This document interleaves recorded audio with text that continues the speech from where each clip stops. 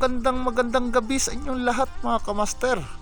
Sana'y nasa mabuti kayong kalagayang lahat at kumusta naman kayo? Kami nga lang palang magkakapatid ang sisisid ngayon, kaming mga J Brothers. So bali yung ibang mga kasama namin ay hindi muna sumama, kaya kaming apat lang muna at let's go! At eto, hanap na agad tayo ng isda dito sa ilalim. At eto ang bumungad sa atin, isang sulahan. Tuhog kang sulahan ka. Aba, at malaki-laki na rin. Sa tansya ko'y hindi nabababa sa kalahating kilo tong isda na to. Oh ha, magandang buena mano. At eto, balik na tayo uli dito sa ilalim. Hayun, at isang lugso. Tuhog kang lugso ka. Tago ko pa dyan sa bato ha. Kitang-kita naman kita, good size na to. Balik na uli ako sa ilalim para maghanap ng isda. Tuhog kang buglaw ka. Nagpaikot-ikot. Parang yung ex mo, pinaikot-ikot ka lang at pinaasa. Kawawa ka naman. Dito hanap uli tayo. Uy, at isang lipstick. Tuhog kang lipstick ka. Maganda rin ang tago mo ha. Balik na uli tayo dito sa ilalim. Baka makakita ulit tayo ng ibang isda. Uy, isang lipstick. Tuhog kang lipstick ka. Sa nguso pa lang ay kilalang kilala mo na. Kaya heto, balik na ulit tayo sa ilalim. Sana'y makakita ng maganda-ganda rito. At heto, isang banagan o lobster.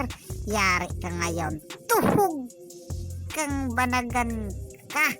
Uy, maganda ang kapit sa bato. Mukhang ayaw pa yata magpahuli. Dali ka rin ano. Malaki-laki na rin to mga kamaster. Eto, hanap ulit tayo dito. Sabi nga nila, pag may tiyaga, may nilaga. Hanap-hanap lang. Eto, at isang lipstick. Tuhog kang lipstick ka. Nakadalawa na tayong lipstick mga kamaster. Solve ang ating pang-ihaw nito. Balik na uli ako sa ilalim at para maghanap uli ng isda. At eto, isang lugso. Tuhog kang lugso ka. Kadalasan talaga itong ganitong lugso ay nakatago ng husto sa bato. Kaya hindi mo siya masyadong mapapansin. At pinahirapan pa ako. Kailangan ko pa siyang dukutin. Balik na uli ako dito sa ilalim. Baka sakaling ako'y makakita na masarap na ihawin. At eto nga, tuhog kang lipstick ka. Napakasarap talaga nitong ihawin mga kamaster. Balik na uli tayo sa ilalim. Dito, baka makakita tayo ng mas magandang isda. At heto nga, tuhog kang bayang ka. Bayang ang tawag nito dito sa amin. Alam nyo ba mga kamaster, isa ito sa masarap na sabawin. Kaya heto, ako'y naniniwala na pag may tiyaga nga ay may nilaga. Kaya magtiyaga-tiyaga tayo dito na makahanap ng grasya. At heto nga'y malayo pa lang ay akin ang nakita. Isang pugita, puting-puti. Tuhog kang pugita ka. Kikilitiin muna kita hanggang sa lumabas ka. Kiliti lang, kili-kilite. Sige. Mukhang lalabas na yata. Ako'y naubusan na ng hininga. Aahon muna ako para kumuha ng hangin. At eto, pagbalik ko dito sa ilalim, nandoon pa rin siya. Kailangan ko siyang kilitiin mabuti. Ato, sige na, lumabas ka na. Huwag mo na akong pahirapan. Mukha yatang pahihirapan yata ako ng pugita na ito. Lumabas ng kanyang galamay. Nako, at pumasok uli. Nako, malaki nga pala ito at naubusan na uli ako ng hangin. Balik na uli tayo sa ilalim. Yon, kinuha ko ng aking isang tunod. Parang dalawa ang aking pangkilite. Yari ka ngayon sa akin, pugita ka. Ewan ko lang pag hindi ka lumabas. Dalawang tunod na itong gamit ko. Yari ka. Sige, yan, kiliti lang. Kilite. Ewan ko lang pag hindi ka lumabas ay piho, dalawa na yan. Abay, talaga yatang matigas ang ulo. Ayaw talagang lumabas. Mukhang naubusan na uli ako ng hangin. Balik na ulit tayo sa ibabaw para kumuha ng hangin. At dito, pagbalik ko sa ilalim, lumabas na nga ang napakalaking pugita na ito. Napakalaki nito mga kamaster. Sa tansya ko'y hindi ito bababa sa 3 kilo. Ayun, at dinakot ko na ang kanyang ulo. Tigpoy ka sa akin pagdating sa ibabaw.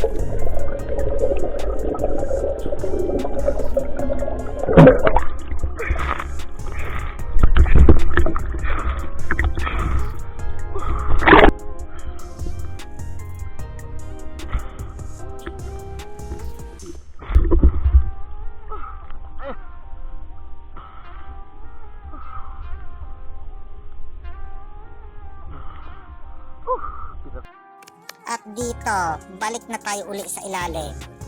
Hanap muna tayo ng isda. Hanap pag may time. Yun, at isang lipstick.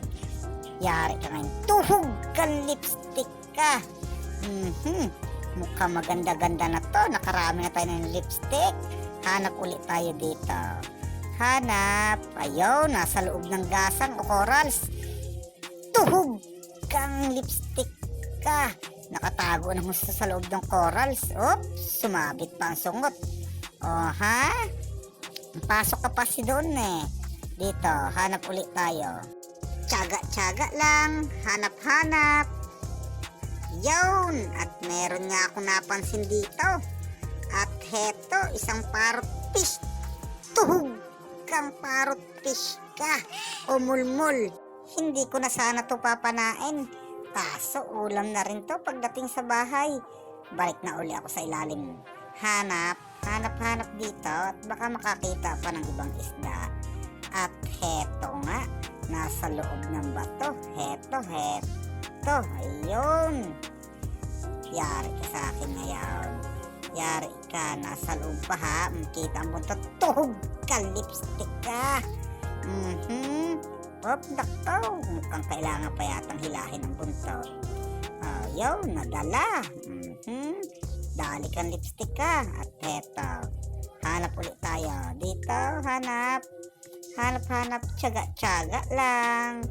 At heto nga, isang tagbagok. Tuhog kang tagbagok ka.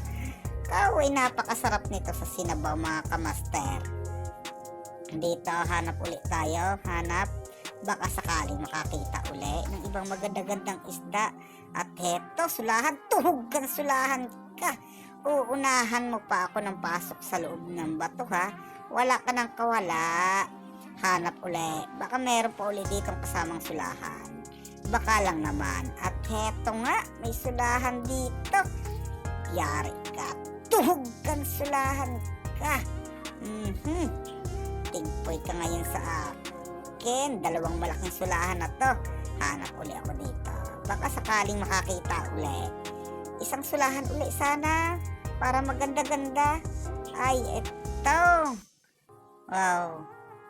Tuhog kang tagbago ka. Sipotla ang buntot. Pinana ko na kahit nakatalikod. Ayun. Dali ka. Ay, naku po. Ay, Diyos ko puro de. At nakaalpas pa. Magkakasa muna ako. Magkakasa ng pana. Tigpoy ka ngayon. Tuhog kang isda ka. Ba't pinahirapan mo pa ako ha?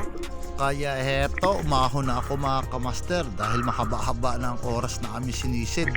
Sa tansya ko'y mag-uumaga na, mga nasa 4:30 na siguro. Lumiliwanag na kasi ang silangan. Kaya ahon na muna ako. Ito nga palang bangka na gamit namin ngayon. Ito yung bangka ng kapatid ko, Thea Mera.